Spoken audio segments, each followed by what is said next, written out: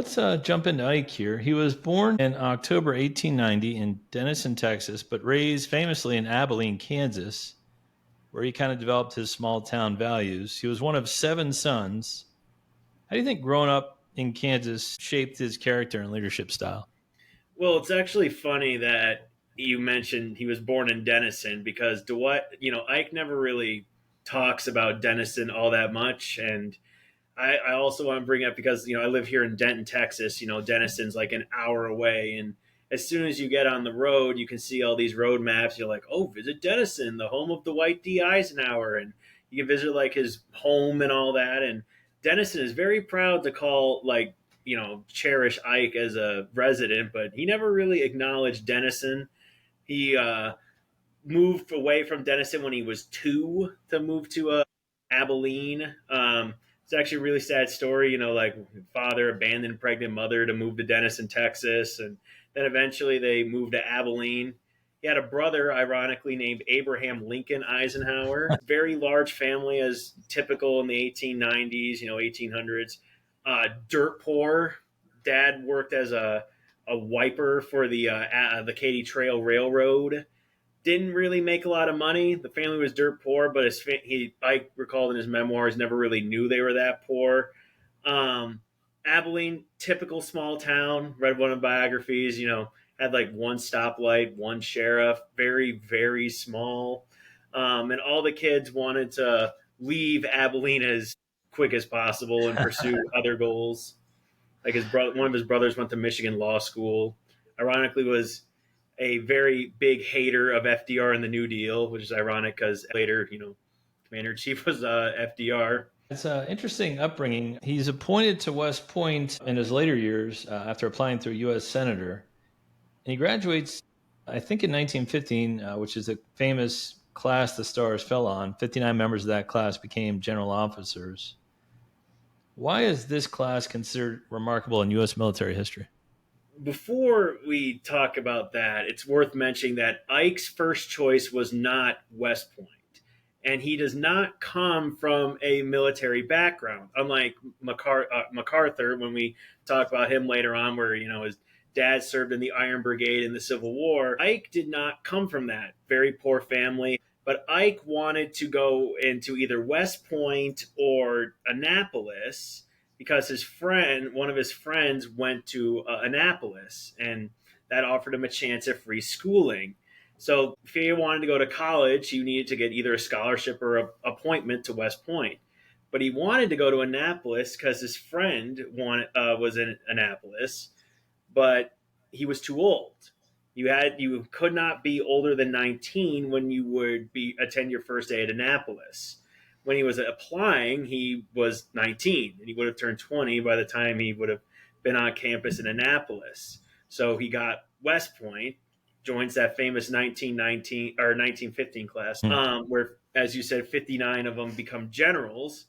Now, that's obviously the most, but it's also worth noting that a lot of those guys fought either in World War One, World War Two, so there's opportunity for rapid promotion.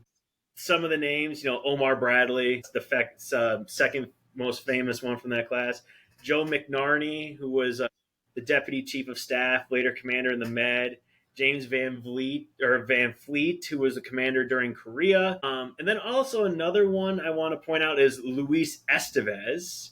For a lot of people may not have heard him, but he was the first man of Hispanic heritage to graduate from West Point. Eventually graduated and became a major general, 2 stars. He also was a football player at West Point, played for 2 years, got injured, blew his knee out, and almost later got him medically disqualified. Huh. They actually did get him medically disqualified. Wow. Fun story about that. But he had a friend named Colonel Henry Alden Shaw who saw Ike's potential, wrote a letter, went against the medical board, and got Ike appointed. But if Colonel Shaw doesn't vouch for Ike, you do not hear about Eisenhower because he blew his knee out. Right. But and that's going to be a common theme with Ike, is people just recognize his potential throughout and are willing to give him a chance. So eventually he's going to graduate with his classmates. Graduated kind of in the middle, wasn't, exceptionally smart. He was always kind of just naturally smart, but he never really applied himself as much. But he was kind of middle of the class, not really remarkable. But because of his knee, he was originally assigned to be coastal artillery, which he said he would have quit if he had to go there. But he does graduate and earns his commission in the U.S. Army after 1915. Yeah, he's first stationed in Texas on the frontier there. What were his first impressions of Army life? He was fine. He gets lucky in the fact that his commander, his first ever commander, was Fred Funston, who, for those of you who don't know, was going to be the commander of the AEF. But Funston had a heart attack and died before he could get tabbed by Woodrow Wilson to go lead the AEF. So then they have to resort to Blackjack, John Pershing. Another thing about Ike, when he was in Texas, he coached the Peacock Military Academy football team.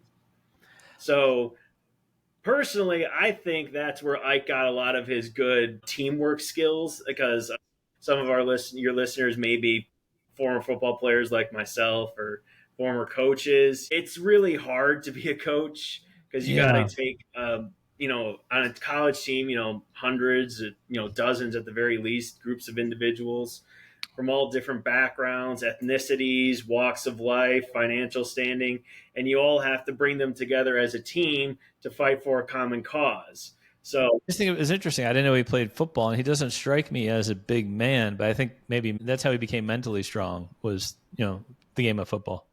Yeah, coached various Army teams for 10 years. Yeah. He initially turned it down because he thought he would have no free time on his hand. But what he found out was when he was stationed at Fort Sam Houston, that he would get up at 6, be done by around noon, and he had a free time. So Funston insisted that he coach the team, so he did. And then there was also the financial benefit of coaching. But yeah, he coached various teams for 10 years. Yeah, and also around this time, he meets his future wife, Mamie. They get married in 1916, which was probably tricky with the uncertainties of Army postings. How did Mamie Eisenhower influence his career? Well, she's the rock of his life. She's very loyal. She followed him almost everywhere except the Philippines. She refused to go to the Philippines, but she's very loyal. Ike's, remembered as very stoic, very laid back, especially during his presidency. He loved playing golf.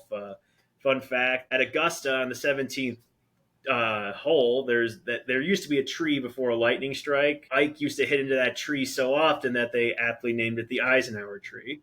So, during his presidency, he was very calm, laid back, especially during World War II, very stoic.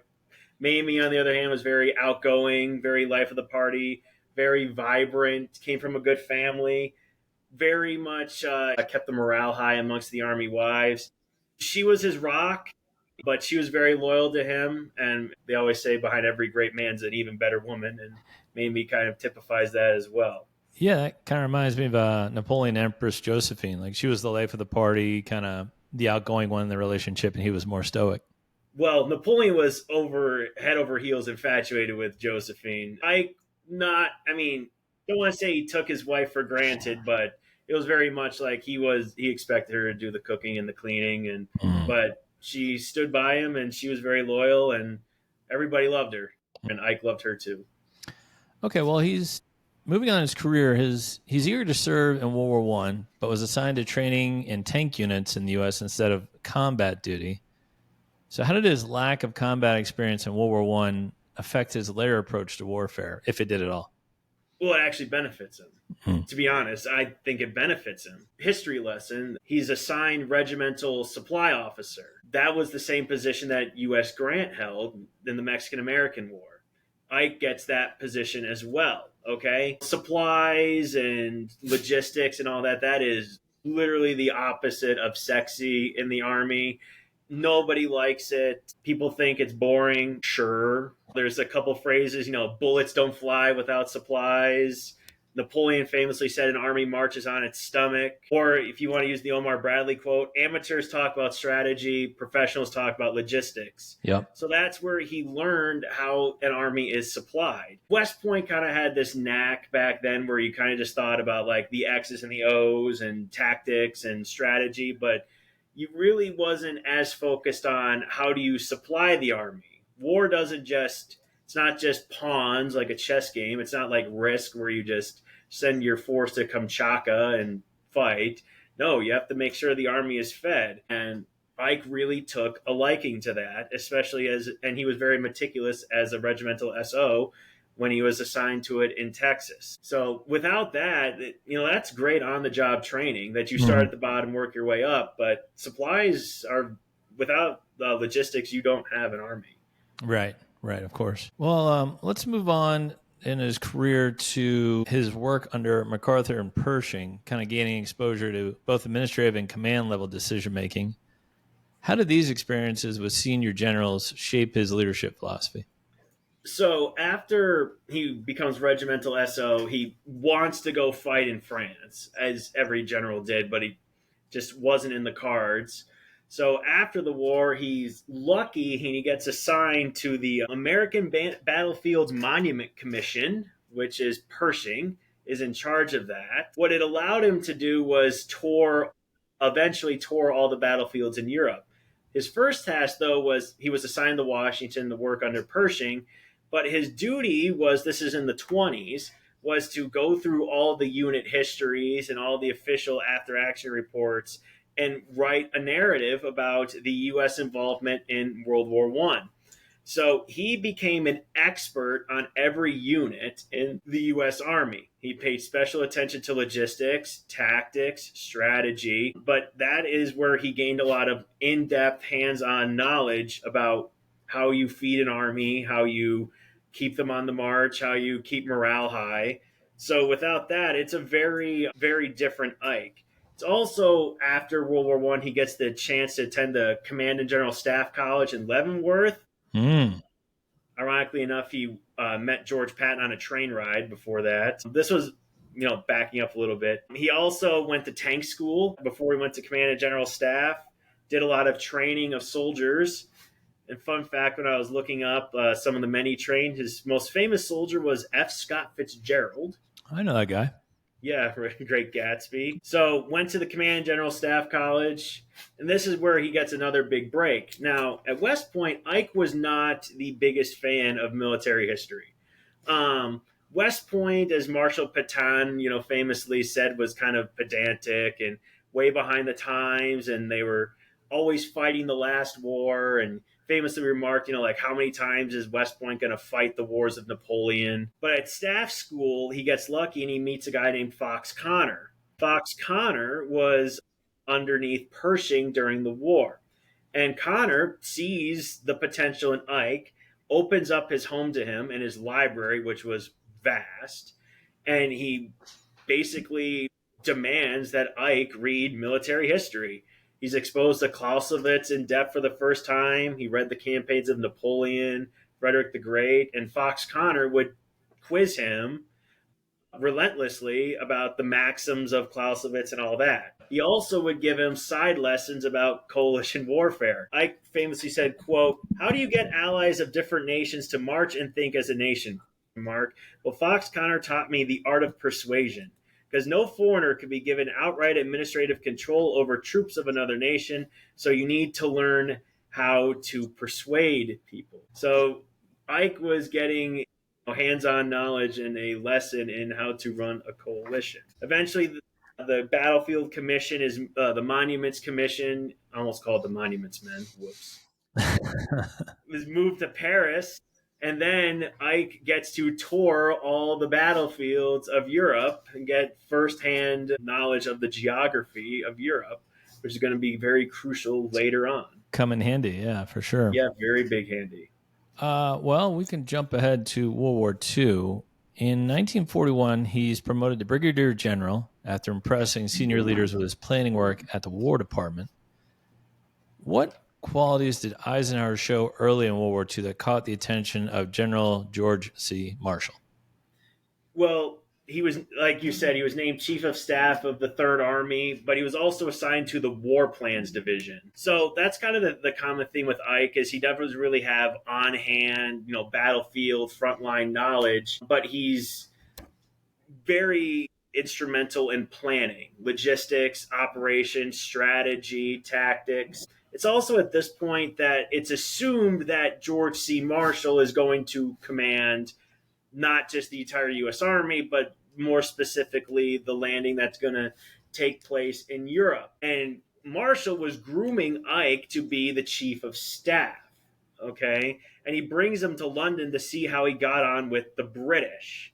All right. Mm-hmm. And it's at this point that Marshall kind of makes a mistake in the fact that while Ike works well with the British, he doesn't really like Monty. He famously recalled he was unimpressed by Monty the first time he met him.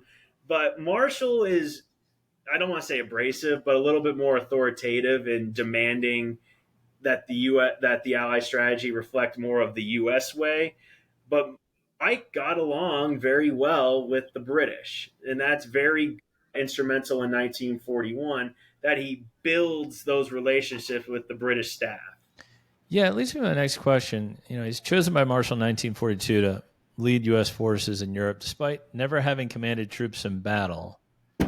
So why did Eisenhower get this job over more experienced combat generals? I mean, they all went to West Point. They all had battlefield experience. Was it just because he was more political than the other guys, like Patton and Bradley and all the other generals over there? Definitely more political, but he also just got along good with the Brits, and he was able to defer to them, and he understood the British perspective, and he understood the foreign perspective better than any other general did. And it's also probably better for the U.S. Army that you have somebody who's a little bit less gung-ho directing the war effort. Like, imagine if George Patton was in charge of the war effort. So Ike was but he was really good. And he also had a very big open mind that allowed the British to voice their opinions. And he wasn't going to just come down on one side or the other without adequately getting all opinions, much to his detriment, because, that's a lot on your plate. Well, it's a tricky balancing, maneuver or act. He's appointed commander of Operation Torch in 1942, leading the Allied invasion of North Africa. So it must have been a challenge because up till now, the British have been doing all the fighting, but the Americans have been supplying all the equipment and now a lot of the men. So there's a senior partner, junior partner dynamic, right, between the British and the Americans. They have to Ike has to navigate. Yes, he does. Before this, Marshall wanted, so just like, the American way of war is annihilate. And it's also annihilate the enemy as quickly as possible, erode them, as Russell Wiley would put it. But you don't, like, especially in America, we have a democracy, and democracies don't tolerate 5, 6, 7 year long wars. Well, not a lot of countries do. Like, ask all the countries that folded after World War I. Yeah. But especially in America, we don't tolerate really long extended conflicts. So Marshall wants to go to Europe immediately, and the British push back against this because the Dieppe raid, which goes horribly sideways. Yeah. And they are just really fearful of a cross-channel invasion in 1942. Marshall is, basically comes down and is like, no, I don't want, like, let's do it. But eventually it's the smart move to go to North Africa and do Torch. But there's a lot of problems with Torch because the British have been fighting there. And there's a lot of debate where to land or not. So they eventually go with like 3 separate landing sites. Yeah. But they gave Ike like 5 months to prepare for Torch, right, or even less than that. And it didn't start off well at Kasserine Pass. Oh, horrible! Goes horribly. Kasserine Pass is a straight up disaster. Get away too far out in front of your supplies and your lines of communication, you get and swallowed up by Rommel.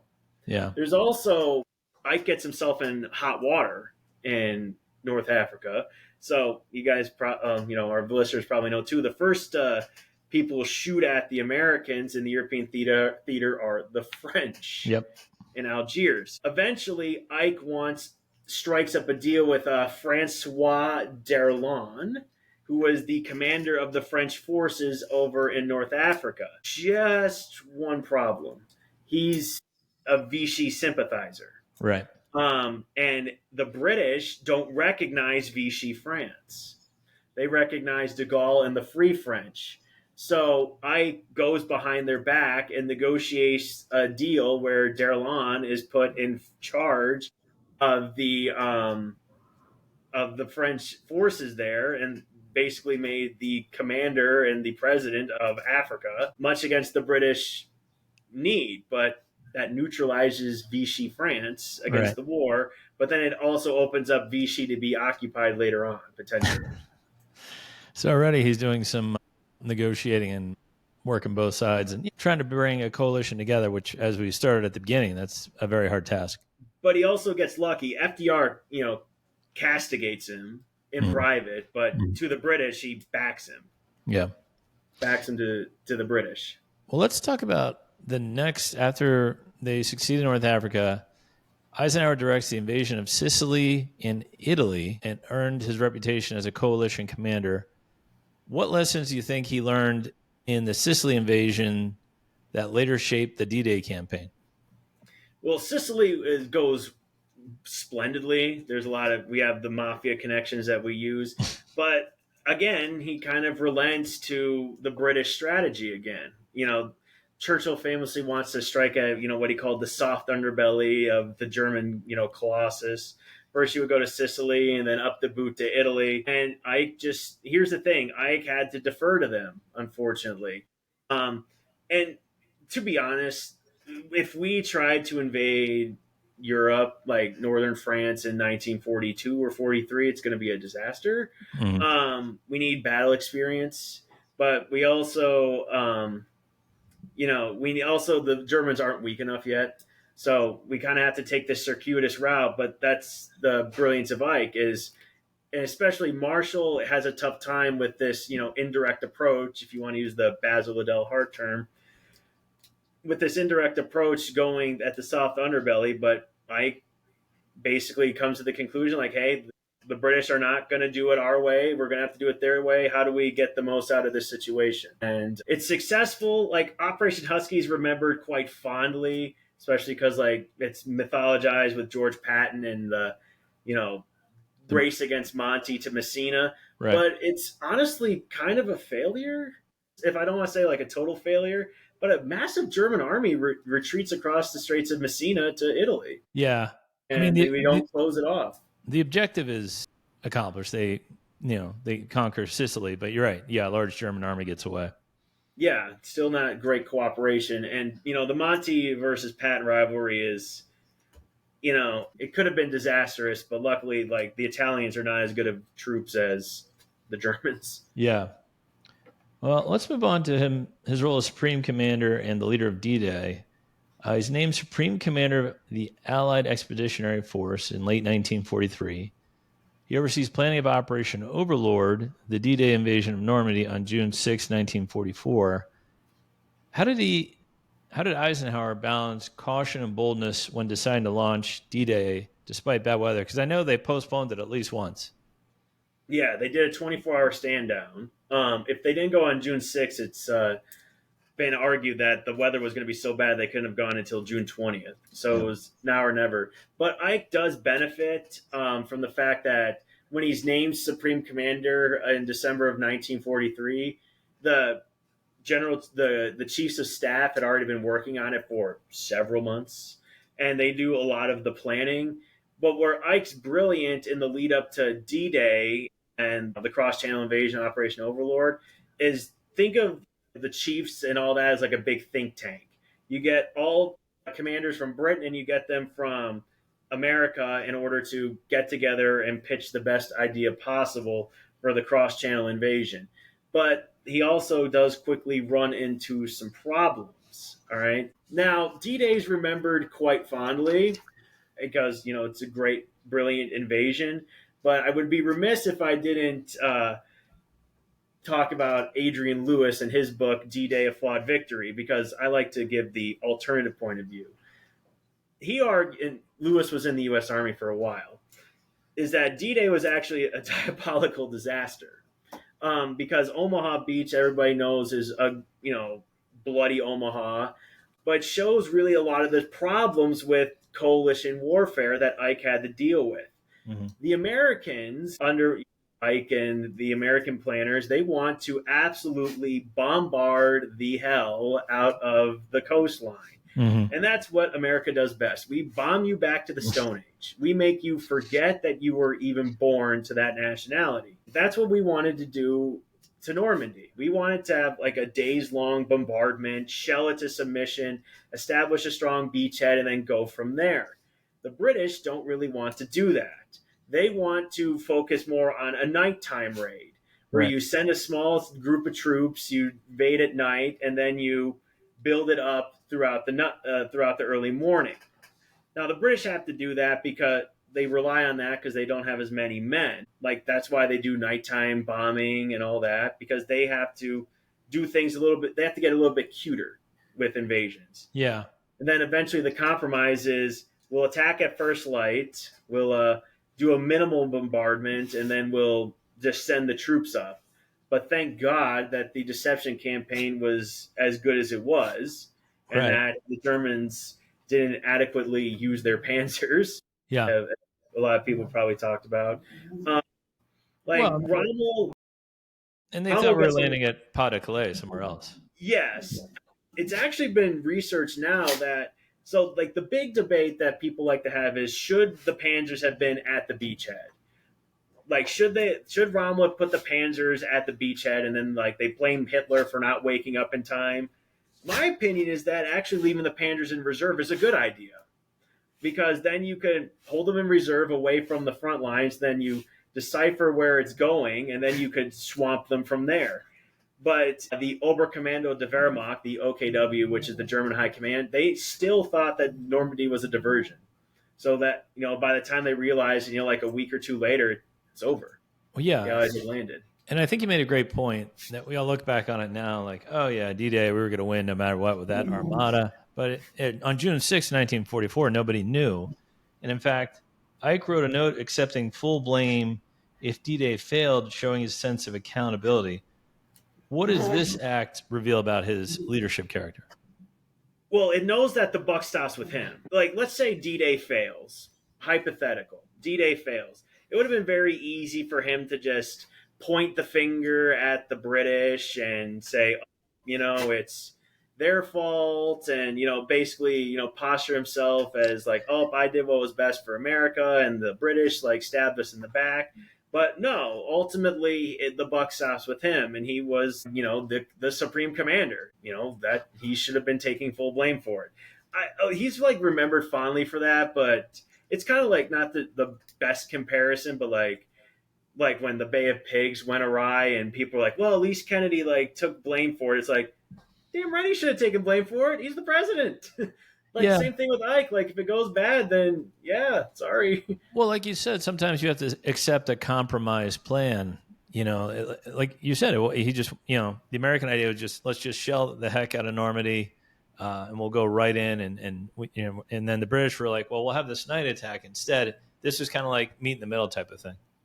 Yes, but that's how you get the British to buy in. You can't just put the hammer down and just say, right. No, we're doing it this way. And like, let's give Churchill some credit. He would have had every right to name like somebody else like Sir Alan Brooke or Monty, Supreme Commander. He could have chosen anybody else, or John Dill. That would have been well within his right to push for that, but he acknowledged that the Americans had the most men in the theater, that it was only right that an American should be the Supreme Commander. But Ike, to be honest, did as best he could. It's really hard to incorporate two very different strategies in order to make a plan work. And, circling back to the thing Fox Connor told him, like, you're ordering, as an American, thousands of British people to die. Like, and that's something that should not be taken lightly. That's a good point. He knew that. Yeah, no, that's a really good point. He also skillfully managed personalities, big egos like Patton, Montgomery, Bradley, de Gaulle, Churchill. How did Eisenhower's ability to manage egos contribute to Allied success? Well, I mean, probably a lot of alcohol and a lot of patience. Um, but he did all. It's a lot of compromise. Like, for example, the big issue was who was going to command the air. You have old Bomber Harris and Tui Spots. They want to command the air, but Lee Mallory is currently in charge. Um, and they refuse to work under him. So there has to be a compromise solution there where Ike's like, hey, like, nope, they have to like divert command away so that they had their own independent control. And it's hard to just make sure that everybody, has their mouth fed. But that's why whenever he created the combined chiefs, he made sure that every nation, like the British and the Americans, and then De Gaulle's like kind of there. They didn't even tell De Gaulle about it until like the last possible second, but just to make sure that everybody had their input and could, like put their thumb on it and not just do it the American way. Well, I think that's, we talked about on the Napoleon podcast, when the Allies were making a decision, there were a lot of chefs in the kitchen. On the French side, there was one chef, Napoleon. It's whatever he wanted to do, that's what they were doing. I think Eisenhower's great skill was that he listened to all these generals and all these statesmen, even as president, took all that information in and then made his decision. Yes. And also the biggest thorn in his side was Churchill. Churchill, after Italy wanted to invade Rhodes, wanted to invade the island of Rhodes and then like entice Turkey to their side. And he's in fact like, no, we're not doing this. So like he eventually waited for the right moment. But he also like took a lot of lessons from Italy, is that, like you can't like, Italy was not a disaster. We win, but thousands of men are killed in a very defensive war that's conducive to the Germans. That also shows that the roundabout strategy doesn't work. You have to invade northern France if you want to end the war. Well, he also directs the breakout from Normandy and the liberation of France in 1944. He also makes the controversial decision to halt at the Elbe River, allowing Soviet forces to take Berlin. So, what strategic and political factors influenced Eisenhower's decision here? It's tough. It's a tough decision. Well, it's actually easier if you if you take a deep dive. But if you go macro on it. But like Ken Burns will, like the famous documentarian, I listened to one of his podcasts the other day. He calls it, like unwavering revisionism, where you're kind of always just playing the devil's advocate, looking at the other point of view.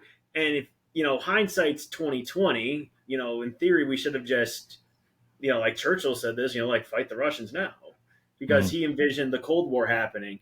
But you also gotta consider the context. Monty was on the Elbe on March 8th. It would have been a long time for him to get to Berlin. Also, the question is, what strategic value does Berlin really have? To be honest, not a ton. Ike would rather capture as much land as possible. That's why you divert troops to the south to go through like Austria. It also would have taken remarkable amounts of logistical hurdles to go over and manpower. The U.S. was in a manpower crisis by 1945. It would have taken everything in our repertoire to have one last thrust towards Berlin. The other problem is this. Berlin is the home of the Third Reich, and Hitler had stated that they were going to fight to the death. He famously said that, if we can't defeat the Judeo-Bolsheviks, then like the German race should perish from the face of the earth. Is it worth capturing Berlin if you lose hundreds of thousands of men? The Russians lose over 300,000 men in the assault on Berlin. Yeah. Is it worth it to you? That's the big question. No, Ike, no. He thought he would rather the Ruhr Valley, the industrial land of Germany. I think there's something there, though, that, the Americans kind of came in. The British have been fighting the Nazis for a long time. But in terms of like destruction to their people and their homeland, probably the Soviets suffered as much as anyone. So maybe they kind of gave it to them like, look, they've earned it. They should take Berlin. There's also the question of the Pacific. We are still fighting in the Pacific at this time. We're still fighting the Battle of Okinawa, and that is not going easily. Yeah. So we still have a whole other theater of war to worry about. Yeah. So again, the question is it worth, losing potentially hundreds of thousands of men to take Berlin, which at this point is rubble anyways. Right. Okay. And the Soviets were and the Soviets wanted it. Mhm. So, like save some of your men. I don't know. I don't really have as much of a problem with that as others may have a problem with Yeah. it. No, you make But good points. we would have had to, like, Monty was like 200 miles away, and he was at the tip of the spear. So it would have taken a lot to get there to beat them, Okay. to beat the Russians to Berlin. Well, the U.S. accepts Germany's unconditional surrender in May 1945, leaves Europe as a global hero admired for his calm leadership, humility, and ability to forge unity among allies. What do you think his legacy is? Because, I mean, there's guys like Patton and Zukov and Monty who are like, on the front lines. And usually you think of World War II, you think of those guys first. What do you think Eisenhower's legacy is? Well, did Beethoven play in the symphonies? No, he was the conductor. All right, that's what Right. Ike was. Ike was the conductor of the Allied coalition that ultimately toppled the Third Reich. Um, and it's like it's probably the first successful, there were other successful coalitions, but this was like the first, this was a 4 year long coalition. The Allies in World War II, they didn't effectively form a high command until 1918. So this is a 4 year long partnership where you got two different strategies, British and American, and Ike managed all these different personalities, like Patton, who's gung ho, really wants to take the offensive to the enemy. You have Churchill, who's like the eternal pessimist. And like we've been kind of taking a dump on Churchill. But Ike acknowledged that Churchill had a right to feel like that, not only because he's the prime minister in charge of his people, but remember, Churchill was in charge of Gallipoli in World War One, and that was a disaster. Yeah. And he lived through World War One, and he didn't want to have a repeat of the First World War. So not only did he know like how the countries fought war, he knew people, and that whenever you're talking about coalitions, it's not countries, it's people. You're dealing with, especially in the United States, draftees who are not really there because they want to be there. You And make you're a dealing really solid point there, though. And going back to Napoleon, it took 6 coalitions to finally topple him. The first 5 broke apart due to losses and squabbling with each other.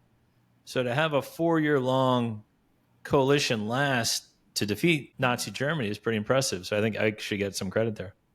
Oh, he deserves a ton of credit. He Yeah. was the one that brought everybody together. He was always he's like the fun uncle. He was the vessel that brought everybody to the table to have tough conversations. And that's what won the war. Is there were a lot of tough conversations over strategy, tactics, deployment of troops, foreign policy, direction of the war. There were a lot of competing interests that Ike had to deal with. Yeah. And I think that positive legacy ultimately leads to the White House for him, but that's a podcast for another time.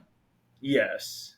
And Ike he's rightfully in the pantheon of American commanders because, he's not the flashiest one, like as we've talked about, he didn't hold a battlefield commission, but war isn't necessary. War isn't just guns ablazing and on the front lines. It's one with politics. It's one with strategy. And like I made the comment that D-Day was, kind of a, very tough go of it, but in the end, it worked splendidly, and Yeah. that was a tough nut to crack. Yeah. A cross-channel invasion when the Germans knew the Allies were coming, that was impressive. And then to lead the breakout, wage a 3-year, 4-year long war, it's definitely something that needs to be commended. Yeah, for sure. And I appreciate your overview on all that. Thank you, Nick. That was really good stuff. If you'd like to follow Nick Kramer on X Twitter, you can find him at nkramer5812. I highly recommend you check him out over there. And yeah, we appreciate this. This was great stuff on Eisenhower. Yeah, no problem. It was a blast. I always love talking military history. Yeah, for sure. And as always, thanks for listening to our podcast, Generals of World War II, The Art of Command, and we'll see you soon.